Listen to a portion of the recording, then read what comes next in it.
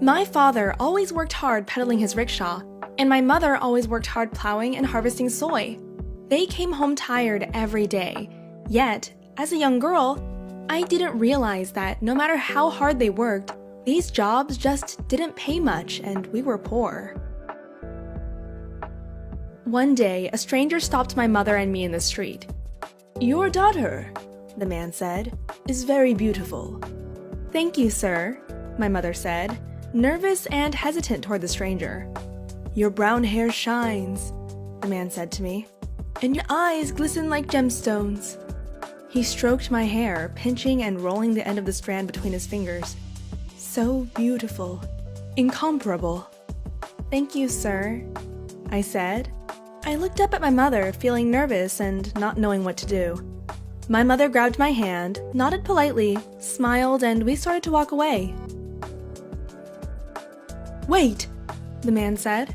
He held out a business card and said he was an agent for a modeling company. "Would you like to be a model? Would you like to be in magazines?" he asked me. I knew my hair was very shiny, and I knew my features were prettier than most girls. Yet, I also knew I was not supposed to say those things out loud. I was not to brag or be conceited. Regardless, I did not want to be in magazines. I didn't like being the center of attention, even with just family. I knew I wouldn't want to have tons of strangers looking at me. "No, thank you," my mother said quickly. She tugged my hand and we started to walk away. I felt a wave of relief. "You could make a lot of money," the agent called out. My mother stopped and turned around. "How much money?" Within a week, my mother and the agent had signed a 1-year contract and enrolled me into a modeling school. It was my mother's signature on the contract, not mine. My mother never even asked me if I wanted to be a model. The modeling school was difficult. We had to walk a certain way, swing our hips a certain way, carry our shoulders a certain way, tilt our head a certain way, and always, always, always keep the correct face. The other girls were nice enough, yet I never became friends with them. The other girls were excited to be at the school. They giggled and had fun with each other. They loved it when people looked at them. But I stayed quiet and never really fit in. I went to my first photo shoot not long after enrolling in the school, and my mother went with me. People were nice to me, and my mom made sure of it. To anyone looking at my life, they would think everything was fine. On the outside, it looked like my mom and I got along well, like a normal, happy family. Inside, I felt uncomfortable the entire time, especially with my mom. I did well and was paid a lot, just like the agent said I would. My mother and father used my first paycheck to fix up some things in our house, and my mother bought herself a really nice leather jacket. I felt proud that I could provide for them like this, even though I still didn't like modeling. Soon after, my mom was excited to tell me that my agent booked me in for another photo shoot. I pushed down all my fears and I ignored all my feelings. I went out and proudly earned the money for my family. The photo shoot came and went, and the paycheck came and went too. The money I earned from modeling seemed to take away some of the tension in my house. My father came home from work earlier in the afternoons, and he spent more time with me and my mother.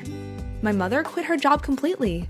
She went with me to all the photo shoots and made sure I had everything I needed.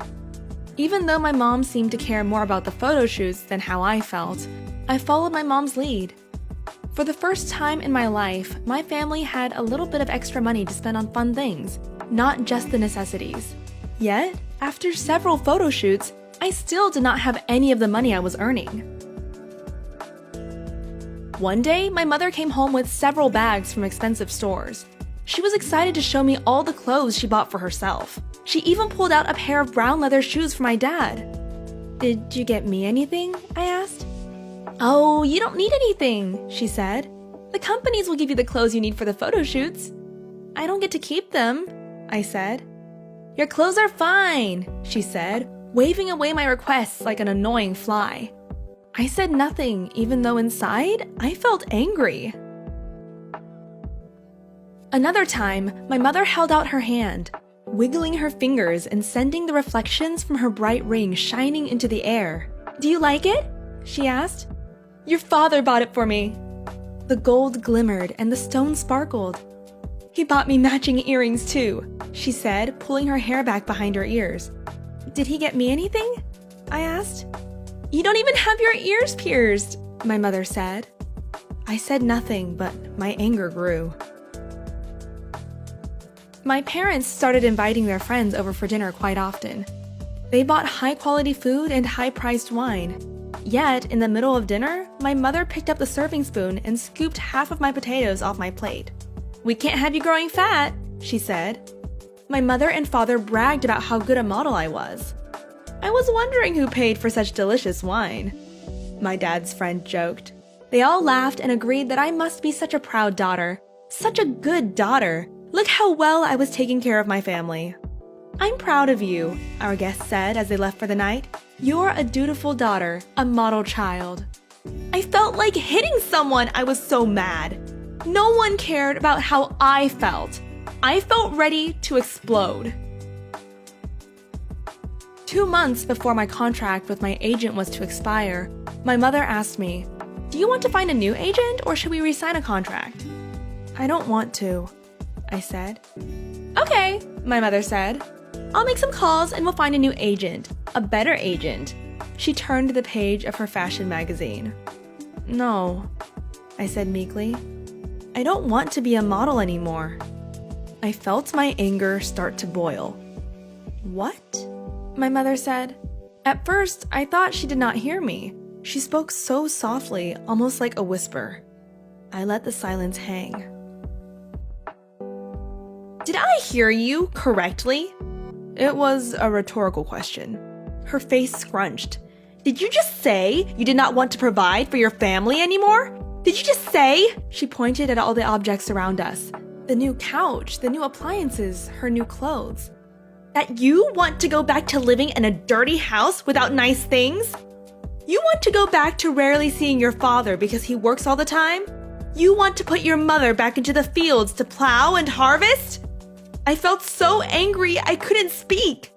Everything we had was because of me, and she wouldn't even listen to how I felt.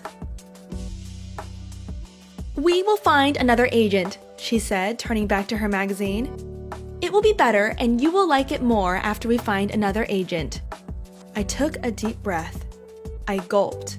I fought against everything I had been told a good daughter is supposed to do. I couldn't hold it in any longer. "I do not want to be a model!" I screamed. My mother looked at me blankly, as if I was not really standing in front of her. She brought her arm back and snapped it forward.